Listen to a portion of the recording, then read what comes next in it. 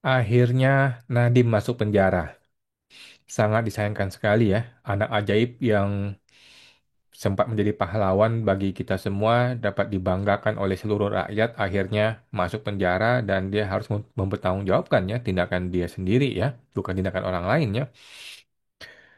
Ada pepatah di negeri Konoha teman-teman ya. Kementerian yang paling korup adalah Kementerian Agama. Yang ini di negeri Konoha ya, ada pepatah. Kementerian yang paling korup adalah Kementerian Agama. Kementerian yang kedua yang terkorup adalah Kementerian Pendidikan. Betul-betul miris negara negeri Konoha ini ya. Justru kedua kementerian yang diharapkan paling berintegritas dan menjadi fondasi dari bangunnya sebuah negara, justru disitulah yang paling korup. Sangat menyedihkan sekali ya. Jadi kalau lu mau kerja teman-teman ya, dua kementerian ini adalah dua kementerian yang harus lu hindari teman-teman ya. Kenapa? Karena dosanya sangat-sangat jahat dan sangat-sangat parah teman-teman ya.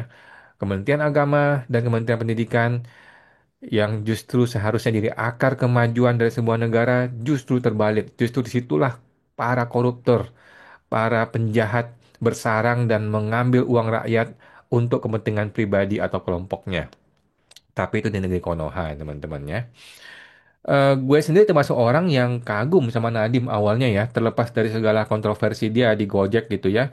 Dia orang yang berbakat, orang hebat ya, tapi sayang sekali langkah yang salah, memilih jabatan yang salah, dan memilih masuk ke pemerintahan itu harus dibayar mahal oleh si Nadiem ini sampai harus masuk penjara. Dia masih punya anak kecil-kecil kalau nggak salah ya, masih bayi anaknya ya, dan harus masuk penjara. Fuck man. Ya, itulah kehidupan teman-teman ya. Nah, gue melihat ada tiga dosa besar ya, tiga dosa besar utama dari seorang Nadiem Makarim nih ya. Dosa pertama adalah dia, seperti kita ketahui teman-teman ya, ini sudah beredar di mana-mana ya. Dia adalah kepala dari yang namanya mengkondisikan. Dia mengkondisikan keinginan pribadi dia di dalam proyek yang bernilai triliunan tersebut ya, yang sudah berapa triliun itu ya.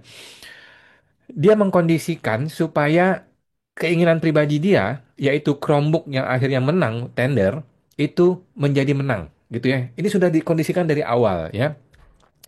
Gua pernah kerja di sebuah perusahaan yang menjual barang ke pemerintah, ya. Sudah ya puluhan tahun yang lalu ya. Itu pun di negeri Konoha, gitu ya.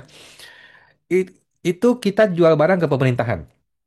Jadi perusahaan gue ini adalah perusahaan yang utama lah ya, yang pertama kali, yang paling umum, yang paling selalu menang atau sering kali menang dalam tender pemerintah ini ya. Tapi di negeri Konoha teman-teman ya. Itu teman-teman, tugas gue nih, gue sebagai karyawan ya, tugas gue nih ya mengatur semuanya dari hulu ke hilir teman-teman ya. Dari hulu semua step by stepnya kita atur semua, kita kondisikan semua. Supaya apa? Supaya ujungnya yang menang adalah gue, adalah perusahaan gue. Gitu ya. Kita yang ngatur teman-teman ya. Ada tenaga ahlinya, ada tenaga surveyornya, ada pokoknya semuanya kita atur dari awal, tengah sampai ujung sampai akhir, semua kita atur supaya ujungnya yang menang adalah perusahaan gue, kantor gue, gitu ya. Jadi semua ini hanya dunia tipu-tipu aja, dunia permainan aja gitu ya. Dari awal sudah ditentukan siapa yang menang. Jadi di negeri Konoha itu ada tiga pemain besar gitu ya. Sudah diatur nih dalam setahun siapa yang mesti menang gitu ya. Kadang mungkin 70% perusahaan gue yang menang, 20% perusahaan ini menang, 10% perusahaan ini yang menang gitu ya. Sudah kita atur supaya nggak kelihatan gue mendominasi gitu ya. Semua dokumen tendernya sudah dikondisikan. Hanya satu orang atau satu perusahaan ini yang akan menang tender. Spesifikasinya, teman-teman ya, spesifikasi barang atau jasanya itu dikondisikan, diatur supaya hanya satu perusahaan yang memenuhi spesifikasi tersebut. Jadi, yang menang bukan pakai harga, tapi pakai spesifikasi gitu, teman-teman ya. Nah, kadang-kadang bahkan dibikin kompetitor bayangan. Seolah-olah ini berkompetisi banyak gitu ya. Padahal tuh teman-teman kita semua gitu ya, yang berkompetisi gitu, bohong-bohongan semua gitu ya. Nah, kadang-kadang bahkan kalaupun kita kecelek gitu ya, sampai kita ketipu, kemudian kita kalah gitu ya. Kita kalah, yang menang ini pun dikondisikan supaya nanti beli barangnya sama kita. Gitu loh. Ya. Jadi dunia tipu-tipu ini sudah menjalar kemana-mana di seluruh pemerintahan di negeri Konoha, teman-teman ya. Seorang pejabat yang berintegritas, apalagi di dalam Kementerian Pendidikan, seharusnya tidak melakukan dosa besar ini, teman-temannya. Dan ini dilakukan oleh Nadiem Makarim, ya, seorang Menteri Pendidikan. Sungguh sesuatu yang sangat mengecewakan kita semua. Dosa kedua yang dilakukan adalah markup harga. Ya, kita semua tahu lah ya markup harga ya. Seperti teman-teman sudah nonton ya di Tempo kemarin ya, di Tempo hari Sabtu kemarin sudah disampaikan ya di YouTube-nya Tempo bahwa selain dia mengkondisikan pemilihan Chromebook ini sampai menang akhirnya si Google dan Chromebook-nya, dia juga melakukan markup harga, kemudian ada kickback atau cashback atau apapun lah istilahnya 30%. Kalau nggak salah ya, 30% itu akan kembali. Jadi barangnya sudah diatur nih harganya sekian, anggaplah 10 juta atau 6 juta gitu ya. Nanti 30%-nya akan dibalikin kepada si Nadim gitu ya. Dibalikinnya tentu saja tidak ke rekening pribadi Nadim, kan bukan orang bodoh si Nadim ini ya. Seperti kata si Hotman Paris ya, si Nadim tidak terima uang sepeser pun katanya ya. Ya tidak ada orang bodoh yang mau terima uang cashbackan dari vendor ke rekening pribadi, itu tidak ada, teman-teman ya. Semuanya pasti diatur gitu. Katanya sih akan masuk ke Kementerian Keuangan, tetapi ternyata cashbacknya itu malah lari ke yayasan lah, ke berbagai macam. Ya tentu saja itu teman-temannya Nadim ya, atau orang-orang Nadim, atau saudaranya, atau temannya, atau orang-orang yang berafiliasi dengan dia. Tentu saja seperti itu. Tetapi nanti akan dibuktikan di pengadilan ya. Kita akan lihat nanti, teman-teman ya. Nah, metode markup, kemudian metode cashback atau kickback, yang mana kickbacknya itu lari ke kolega atau teman atau saudara atau yayasan atau teman-temannya si pejabat pemerintah ini, adalah rahasia umum. Ya, itu SST, sama-sama tahu teman-teman ya.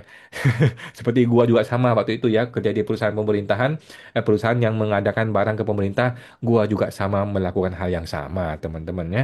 Tapi di negeri Konoha. Kesalahan ketiga yang paling fatal yang dilakukan oleh Nadiem, yaitu kinerja kementeriannya bobrok. Ya, apa itu Merdeka Belajar? Apa itu barang-barang Chromebook dan sebagainya itu? Pendidikannya tidak naik. Pendidikan kita masih kacau balau, masih rusak. Masyarakatnya para bodoh ya, orang-orang di negeri Konoha ini ya. Eh, para pelajarnya masih berperilaku buruk, masih banyak omong kotor, masih banyak eh, perkelahian di jalanan dan sebagainya ya. Jadi kinerja menterinya tidak bagus, kinerja kementeriannya tidak bagus, kinerja pendidikannya tidak bagus, kinerja murid-muridnya tidak berhasil ditingkatkan. Kalau seandainya nih ya, kalau seandainya Nadiem bisa bikin kinerjanya bagus, kita masih tutup mata deh sehubungan dengan kesalahan markup harga. Terserah deh, lu korupsi nggak apa-apa. Tapi kalau pendidikannya bagus, masih bisa kita toleransi, gitu loh. Lu mau mengadakan Chromebook abal-abal dan sebagainya, nggak apa-apa kalau hasil pendidikannya bagus. Tetapi sayang sekali, dosa ketiga adalah pendidikannya brengsek. Ya, hasil dari Nadiem ini. Tiga dosa besar Nadiem yang akhirnya menjerumuskan dia ke penjara. Nah, teman-teman, pelajaran berharga menurut gua nih ya, pendapat pribadi gua, pelajaran berharga dari kasus Nadiem itu apa? Yang pertama, pelajaran berharga kita adalah, teman-teman, siapapun elu, jangan percaya kalau ada orang yang bilang, gua kerja keras jadi orang kaya, gua membangun Gojek dari awal, dari nol, bla bla bla, setengah mati, kerja pagi, siang, sore, malam, kemudian gua jadi kaya, kemudian gua ini orang biasa-biasa saja, bisa bekerja keras dan jadi orang kaya. Itu omong kosong, teman-teman ya. Kita tahu semua. Nadiem itu kuliah di Harvard, bos. Lu kira orang gampang masuk Harvard? Masuk Harvard, either dua hal. Lu kaya sekali atau lu pintar sekali. Coba dua kemungkinan, teman-teman. Lu tahu, dan lu tahu sendiri, teman-teman ya. Nadiem itu bukan orang miskin. Nadiem itu mamanya siapa, bapaknya siapa, lu tahu sendiri, teman-teman. Lu cari sendiri di Google deh ya. Siapa mamanya, siapa bapaknya. Dia bukan orang sembarangan, dia bukan orang bodoh, dia bukan orang miskin. Jadi Jangan pernah percaya kalau ada pejabat atau siapapun yang mengatakan dia orang miskin, orang biasa-biasa saja, kemudian bisa kaya. Itu omong kosong ya, teman-teman ya. Di level top tiernya di negara manapun di dunia ini, kalau sampai dia jadi kaya raya seperti itu, basicnya udah pasti entah dia kaya atau dia pinter banget atau gabungan kedua-duanya ya. Tetapi omong kosong kalau ada orang bilang dia kerja keras jadi orang kaya itu sudah berlalu ya, masa-masa seperti itu sudah tidak ada lagi di zaman sekarang ini. Pelajaran kedua dari kasus Nadiem adalah teman-temannya siapapun lu jangan pernah bekerja menjadi pejabat pemerintah apalagi di level atasnya. Ini ibaratnya kalau lu bilang gua bakal jadi pejabat tetapi gua akan bersih, tidak akan korupsi, gua akan berintegritas gitu ya. Itu omong kosong. Teman-temannya itu tai kucing bangsat gitu ya. Jadi ini ibaratnya lu mau bilang ke orang-orang gua akan makan garam tetapi gua tidak akan merasakan rasa asin. Kan orang bodoh bisa berpikir seperti itu ya. Atau lu berpikir gua akan main lumpur, tetapi gue tidak akan kotor. Itu orang bodoh, teman-teman ya. Atau gua akan nyebur ke laut, tapi gue tidak akan basah. Kan orang bodoh, begitu teman-teman ya. Jadi jangan pernah berpikir kalau lu akan jadi pejabat, dan lu akan jadi pejabat yang berintegritas dan bersih. Itu omong kosong. Di negeri Konoha itu nggak mungkin, teman-teman ya.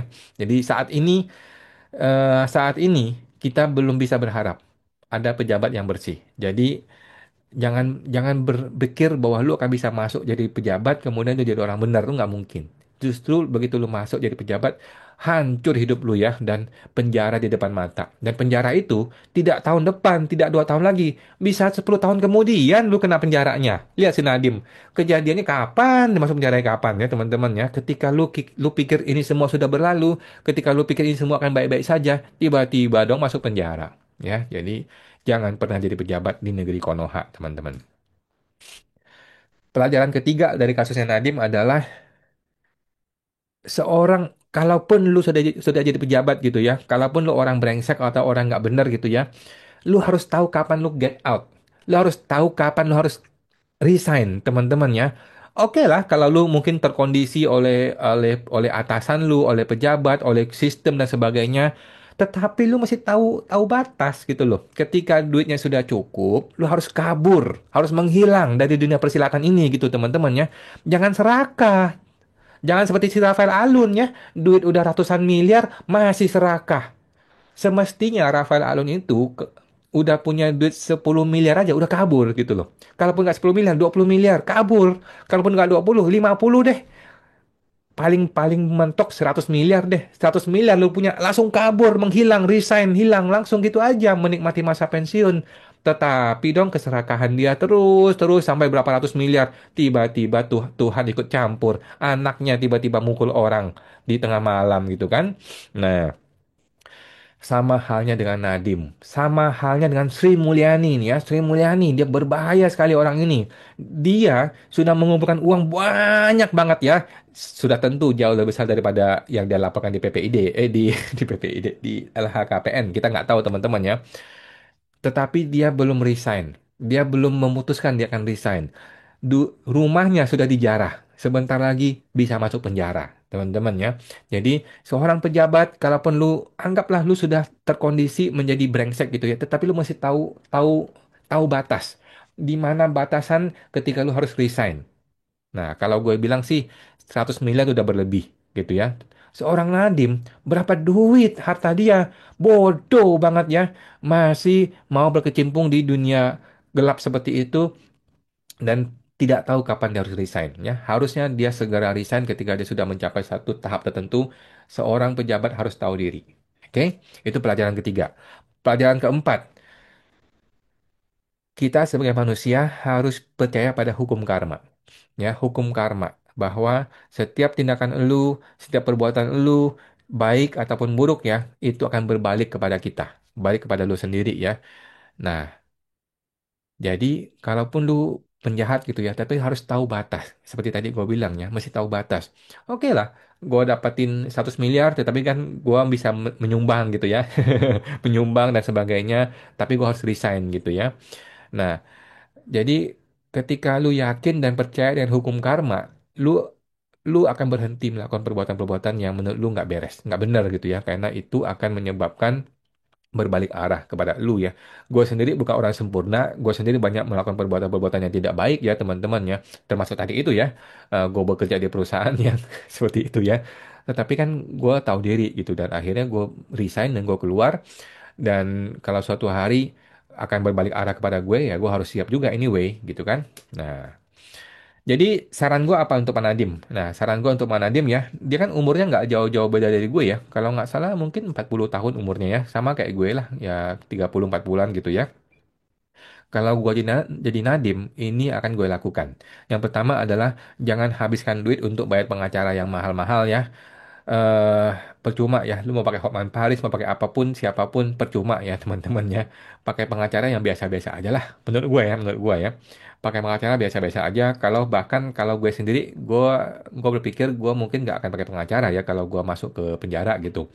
Udahlah, simpan duit lu yang banyak itu untuk masa tua lu ketika lu nanti keluar penjara.